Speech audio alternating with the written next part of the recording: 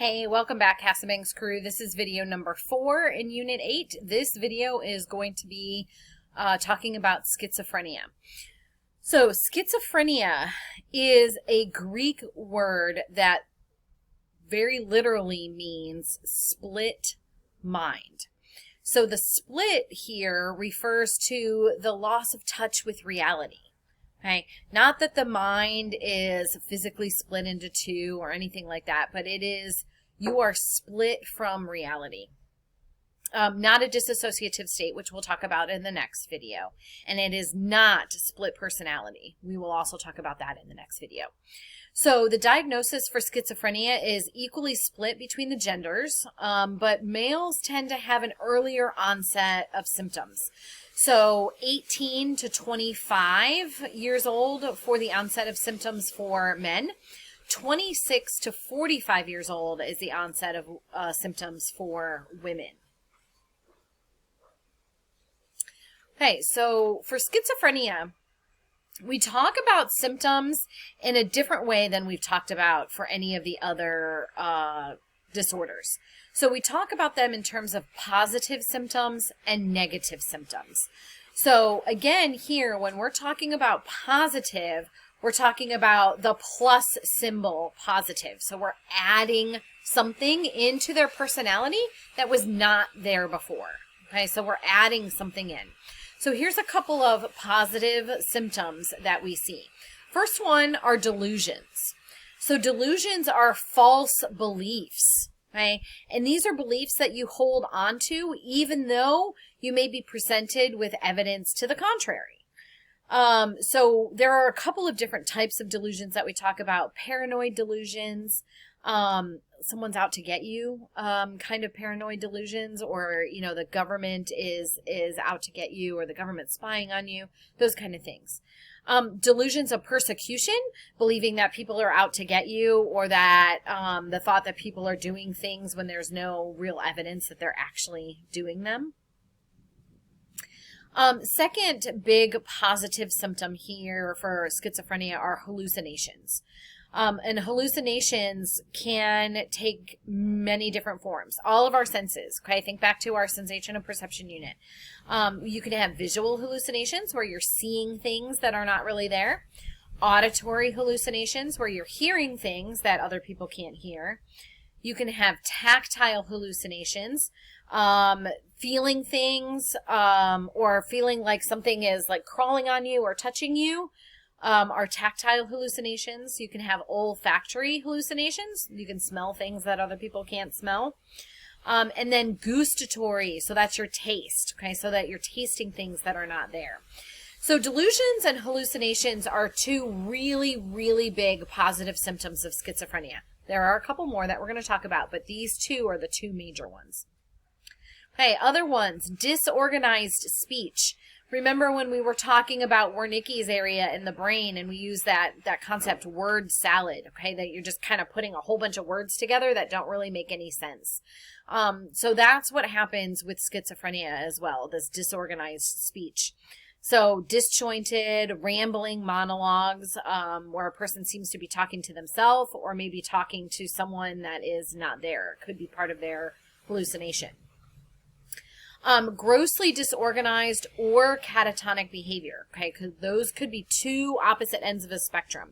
So any abnormal condition that's characterized by like a stupor or inactivity, like you're sitting in a chair staring off in space, or you could be the complete opposite where you're extremely manic, okay, extremely full of energy, kind of bouncing around all over the place. Rigidity, so sitting stationary, not moving, okay, even when people like touch you, it's very hard to get them to like bend at your joints and those kind of things. Or extreme flexibility. So again, we have polar opposites in what our body is doing. So extremely manic or like flexible, kind of moving around, or very inactive and rigid. And then we have the negative symptoms of schizophrenia. And again, we're going to say negative here as in it is subtracting something from your personality. It is taking something away from your personality. And the big symptom here is affective flattening.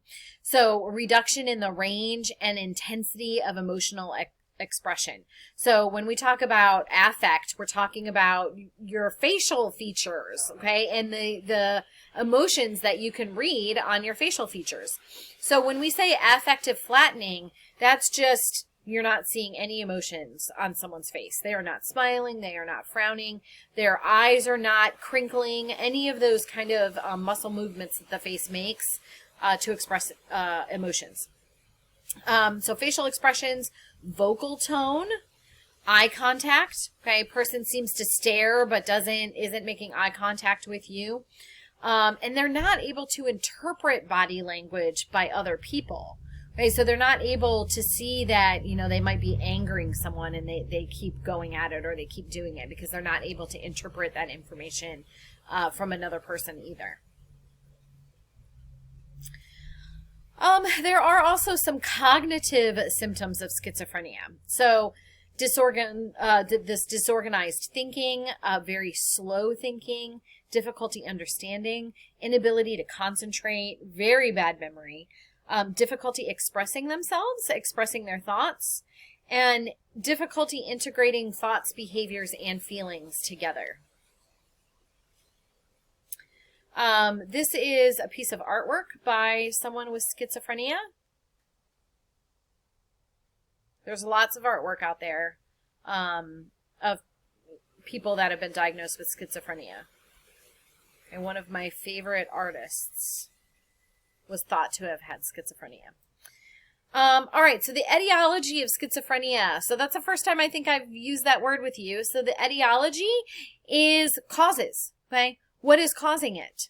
That is more of a medical term, okay? So we're talking about what is going on in your body or in your environment that is causing schizophrenia to come out, okay? So there's lots of theories. The first one is the dopamine hypothesis. Remember dopamine when we talked about neurotransmitters. So they see an excess of dopamine at the receptor sites. So too much dopamine at the receptor sites. And then schizophrenic-like symptoms can be brought on by abusing dopamine-mimicking drugs. Okay, they can generate these schizophrenic symptoms as well.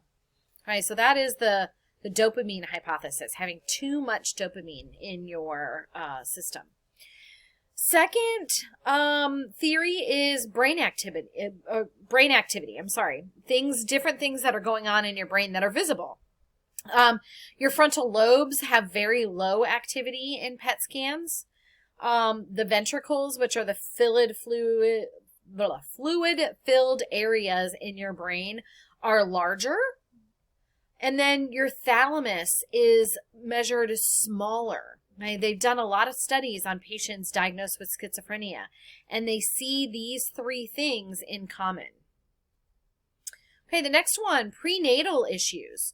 Okay, exposure to infection during pregnancy. Remember when we talked about the teratogens that can affect the developing fetus. So exposure to the flu during development can lead to schizophrenia later on in life. A low birth weight or oxygen deprivation can lead to schizophrenic-like symptoms. Okay, this is an image of the ventricles that we were talking about there. Okay, so this is a patient with schizophrenia. You see how they're kind of larger. It almost looks like a butterfly a little bit. You can see how they're larger than they are in the brain of a patient without schizophrenia. So this is something that they see more frequently with people that are diagnosed with schizophrenia. Okay, the last few. Next one is genetics. So chances are 1 in 100 that anyone can get schizophrenia. Right? The disorder is a global disorder, which means that we see patients diagnosed with schizophrenia all over the world. It's not just in certain areas, not just in the United States. It's everywhere. But that likelihood increases in families with relatives that have been diagnosed with schizophrenia. So 1 in 10, if a family member has it, 1 in 2 if a twin has it.